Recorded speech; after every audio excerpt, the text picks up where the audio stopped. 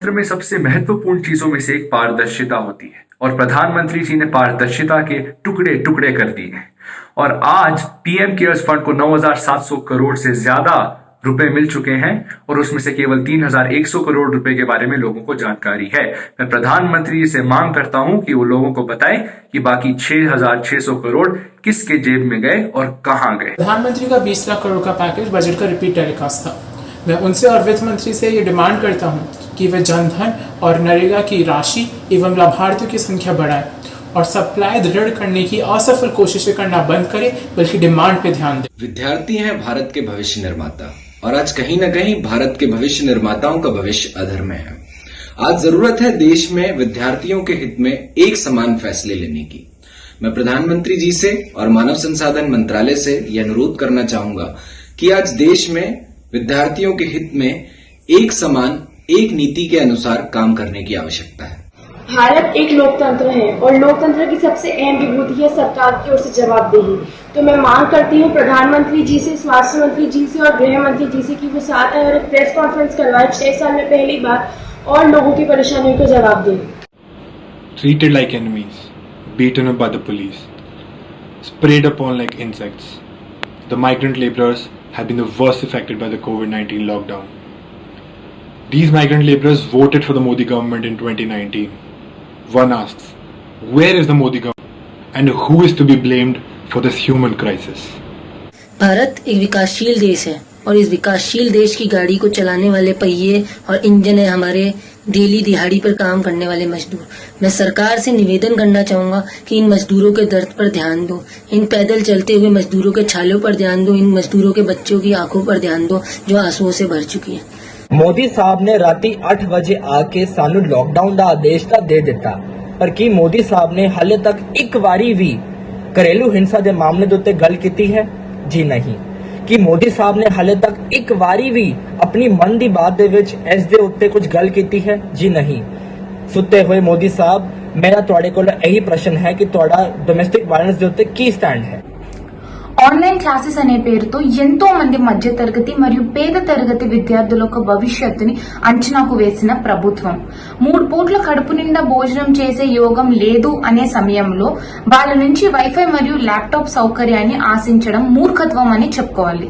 My question is from Prime Minister sir, Home Minister sir and Finance Minister ma'am, that in today's situation India is facing the problem of prevalent poverty and there is a concept of ship to mouth condition which our middle class families are facing, that they are not able to save even a single penny. And I also want a clarity about the 2 million job generation which is assured by our Prime Minister sir. 13 मार्च तक जो मोदी सरकार जनता को गुमराह करके यही आखती रही that they are not able to save even a single penny. And I also want a clarity about the 2 million job generation which is assured by our Prime Minister sir. 13 मार्च तक जो मोदी सरकार जनता को गुमराह करके यही आखती रही कि देश में कोई भी हेल्थ इमरजेंसी नहीं है, वो यकायक बिना किसी बंदोबस्त तो एक लॉकडाउन इंपोज कर देंदी है। एक ऐसा विफल लॉकडाउन जो कि गरीब मजदूर की गरीबी ते लाचारी का मजाक उड़ाता है, पर उसकी विफलता का ठीकरा भी सरकार विपक्ष उत्ते ही मार देंदी है। मेरी सरकार को दरख्वास्त है कि वो अपनी जवाबदेही तय करे, अपनी कार्यशैली भी सुधार करे और विपक्ष के मोढे नाल मोढा जोड़ के इस लड़ाई में संघर्ष करे। मोदी जी 20 लाख करोड़ इन 2020 सुनने में तो काफी अच्छा लगता है, पर मजदूर का पेट आज भी खाली है, मजदूर की जेब आज भी खाली है। एक तरफ अब लोगों को हवाई जहाज से लेकर इस देश में आते हैं, दूसरी तरफ इसी देश के प्रवासी श्रमिकों को सड़क पे मरने के लिए छोड़ देते हैं। उनके लिए खाने, पानी, ट्रेन, किसी चीज की व्यवस्था नहीं है। लोग पानी के लिए ट्रेन में लड़ रहे हैं। कुछ तो शर्म कीजिए। For the sake of a wrong done by a particular group of people, a whole community, a whole religion is being openly demonized by the paid media, or I would say government-bought media, even in the thick of this pandemic. Why isn't the government stopping the media from doing so? Why isn't the government tagging such actions of media as seditious or as a huge question on the integrity of the nation? 82% of India's workforce is employed in the unorganized sector. And today, the Pradhan Mantri has not announced a single penny for this unorganized sector, which employs 82% of multimillionaires who fund their campaigns. Government nodi chodikan enikku 2 questions matramund. First, 20 lakh crores ile end bhagam etrayanu. Second, എന്റെ ഭാഗം എനിക്ക് എപ്പോ കിട്ടും? India has conducted more than 30 evacuations for the past 73 years.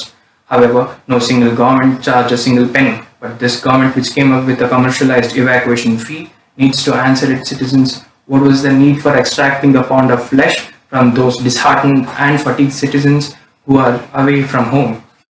Accountability is one of the most important component of democracy. Therefore, I urge the Government of India to make the documents related to the PM cares public and tell us in what ways are those funds gonna be utilized for the welfare of the citizens. Thank you.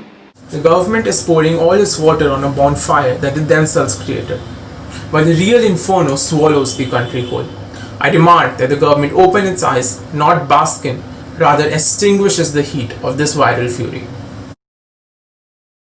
आखिर में 2 शब्द सरकार के लिए। पानी गलत जगह डाल रहे हैं बुझाने की आस में, पानी गलत जगह डाल रहे हैं बुझाने की आस में, पर असल में किसी को भी नहीं